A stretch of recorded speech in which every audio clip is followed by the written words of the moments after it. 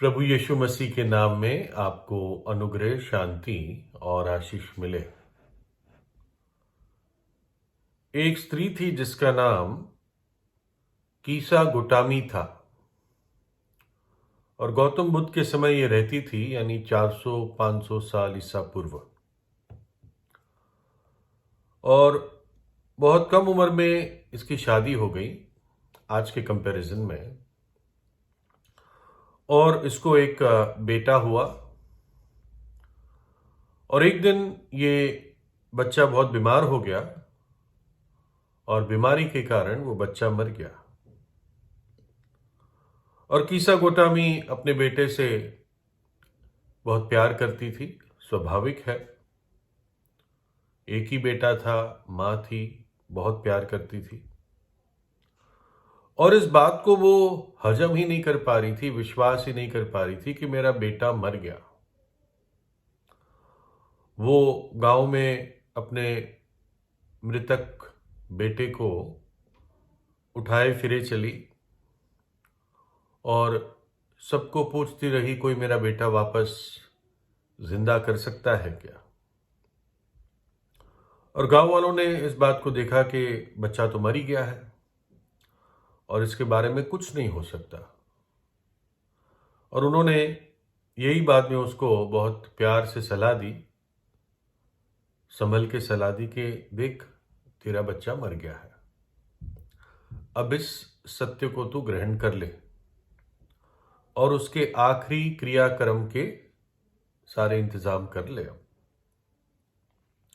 और बहुत दुख में वो अपने घुटनों पर ही गिर गई और बस बच्चे को अपने से चिपका के रखा और बस बोलती रही, बड़बड़ाती रही, और बच्चे का नाम लेते हुए कि तू उठ जा, तू उठ जा, जाग जा। फिर गांव का एक प्राचीन था, उसने उस पर दया की और उसे कहा, देख तू गौतम बुद्ध के पास चली जा, हम तो तेरी मदद नहीं कर सकते कीसा गोटामी, लेकिन तू गौतम बुद्ध के पास चली जा और शायद वो तेरे बेटे को वापस जिंदा कर दे। तो वो एकदम गौतम बुद्ध के घर चली गई और उसके सामने विनती की कि मेरे बेटे को वापस मृत्यु से निकालकर उसको जिंदा कर दे।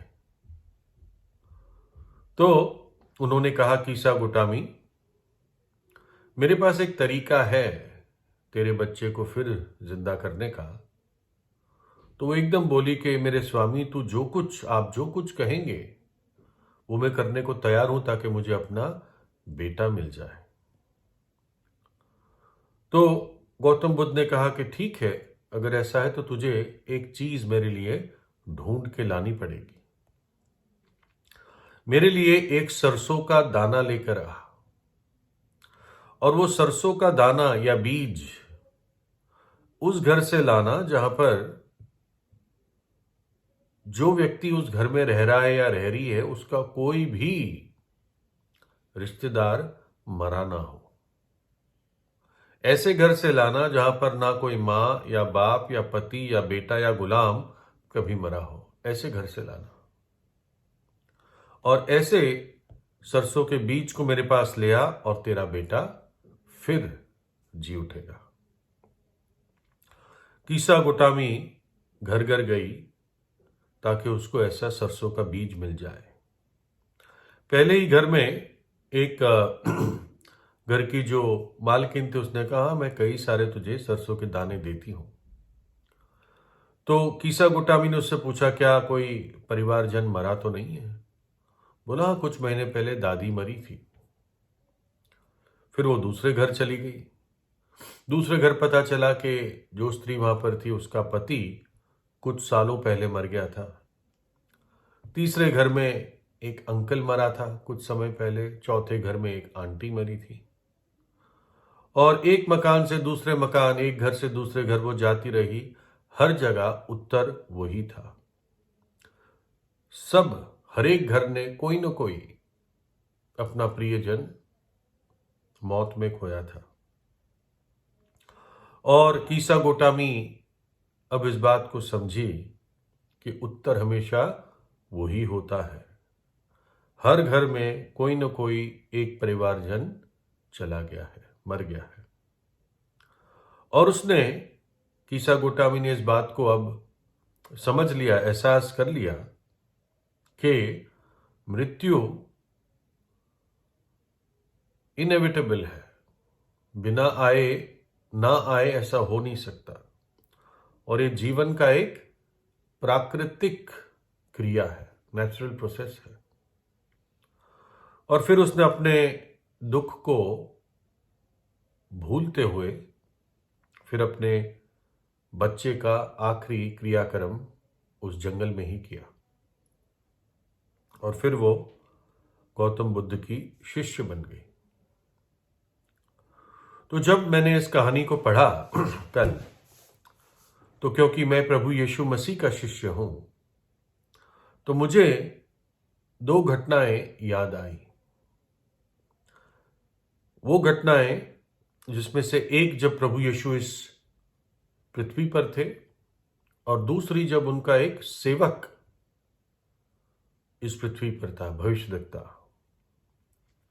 प्रभु यीशु ने कहा, मार्ग, सत्य और जीवन मैं ही हूं। हमने आगे भी कई बार सुना है, प्रभु यीशु कहता है, पुनरुत्थान और जीवन मैं ही हूं। लूका 7 अध्याय में यह घटना है। थोड़े दिन के बाद नाइन नाम के एक नगर को गया, और उसके चेले और बड़ी भीड़ उसके साथ जा रही थी। जब वो नगर के फाटक के पास पहुंचा, तो देखो, लोग एक मुर्दे को बाहर लिए जा रहे थे, जो अपनी मां का इकलौता पुत्र था, और वो विधवा थी, और नगर के बहुत से लोग उसके साथ थे। उसे देखकर प्रभु को, यानी प्रभु यीशु को तरस आया, और उस मां से कहा, मत रो। तब उसने पास आकर अर्थी को छुआ, और उठाने वाले ठहर गए। तब उसने कहा, हे जवान, मैं तुझसे कहता हूं, उठ।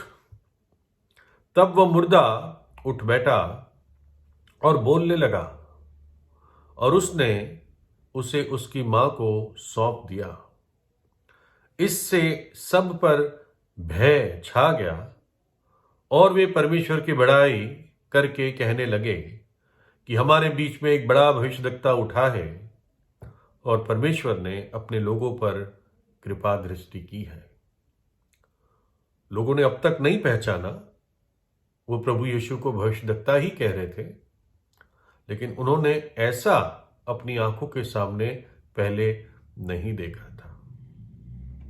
विधवा मां थी, जवान बेटा था, बेटा मर गया, मां रो रही थी, और प्रभु यीशु ने उसके आंसुओं को देखकर, उसके दुखों को देखकर प्रभु यीशु को उस पर तरस आया। बहुत सारे ऐसे माता पिता होंगे जिन्होंने अपने बच्चे खोए होंगे, तब भी जब प्रभु यीशु इस पृथ्वी पर था। लेकिन कुछ घटनाएं प्रभु यीशु ने इसलिए की ताकि मैं और आप समझ सके कि उसके पास जीवन देने की सामर्थ है। ना केवल जीवन देने की सामर्थ है, परंतु मृतकों में से जिलाने की सामर्थ है, यानी वापस जान लाने की सामर्थ है। स्वयं वो मृतकों में से तीसरे दिन जी उठा। फिर और एक घटना जो पुराने नियम में है, जहां पर प्रभु का एक भविष्यद्वक्ता था, और अकाल पड़ा था, और ये भविष्यद्वक्ता जिसका नाम एलिया था, ये एक विधवा के यहां रह रहा था। विधवा और उसका बेटा था, जो बहुत दरिद्र स्थिति में थे। लेकिन प्रभु एलिया को अगुवाई करता है कि तू उनके घर जाके रह। और उस स्त्री ने विश्वास किया परमेश्वर के वचन पर, प्रभु के दास के वचन पर, और इस दास ने उस स्त्री को प्रतिज्ञा दी कि जब तक अकाल रहेगा तेरे कनस्तर का आटा खत्म ना होगा और तेरे रसोई की कुप्पी का तेल खत्म नहीं होगा, जब तक अकाल रहेगा। लिखा है पहला राजा 17 अध्याय में, इन बातों के बाद उस स्त्री का बेटा जो घर की स्वामिनी थी रोगी हुआ और उसका रोग यहां तक बढ़ा कि उसका सांस लेना बंद हो गया। तब वे एलिया से कहने लगी, हे परमेश्वर के दास, मेरा तुझसे क्या काम? क्या तू इसलिए मेरे यहां आया है कि मेरे बेटे की मृत्यु का कारण हो और मेरे पाप का स्मरण दिलाए? उसने उससे कहा, अपना बेटा मुझे दे। तब वह उसे गोद से लेकर उस अटारी पर ले गया जहां वह स्वयं रहता था और अपनी खाट पर लिटा दिया। तब उसने यहोवा परमेश्वर को पुकार कर कहा, हे मेरे परमेश्वर यहोवा, क्या तू इस विधवा का बेटा मार डालकर जिसके यहां मैं टिका हूं इस पर भी विपत्ति ले आया है? तब वह बालक पर 3 बार पसर गया और यहोवा परमेश्वर को पुकार कर कहा, हे मेरे परमेश्वर यहोवा, इस बालक का प्राण इसमें फिर डाल दे। एलिया की ये बात यहोवा ने सुन ली और बालक का प्राण उसमें फिर आ गया और वह जी उठा। ये स्त्री बहुत आभारी थी परमेश्वर के, क्योंकि इसकी खाने पीने की समस्या का समाधान हो गया। कुछ नहीं था इसके पास, थोड़ा सा एक वक्त की रोटी बची थी, लेकिन जब ये परमेश्वर का दास आया तो इसके घर में परमेश्वर की प्रतिज्ञा भी आई और अकाल के समय जब लोगों के पास नहीं था, इसके घर में खाना मिलता रहा परमेश्वर की आशीष से और आश्चर्य कर्म से। लेकिन बेटा मर गया, बहुत दुखी हुई, इल्जाम देने लगी परमेश्वर के दास को कि तू इसलिए आया था मेरा बेटा मर जाए। और फिर मुख्य बात कहती, इसलिए आया था क्या कि तू मेरे पाप को मुझे याद दिलाए। क्यों ऐसे वो बोली? क्योंकि एकदम जब दुख उस पर आया तो उसको कोई अपने जीवन की बातें याद आई, उसको अपना छिपा हुआ पाप याद आया और परमेश्वर ने उसको मौका दिया कि वो अपने जीवन को ठीक कर ले।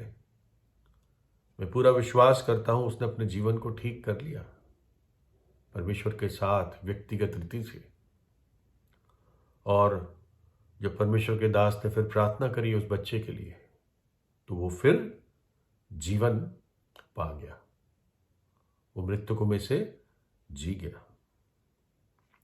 और कहना मैं यही चाह रहा हूं कि प्रभु यीशु मसीह कोई साधारण अवतार नहीं था, वो तो साक्षात परमेश्वर जो मनुष्य का रूप धारण करके इस जगत में आया था।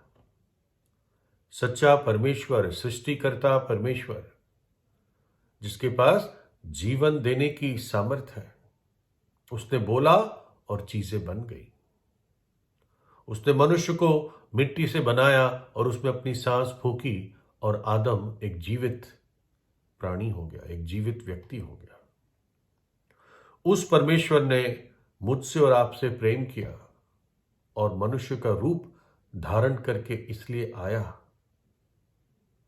ताकि अपने ऊपर हमारे पापों की सजा को उठा ले, क्योंकि हमने उसके विरुद्ध पाप किया, हमारे पूर्वजों ने पाप किया, हमारे पहले माँ बाप ने परमेश्वर से पाप किया और उसकी व्यवस्था का उल्लंघन किया।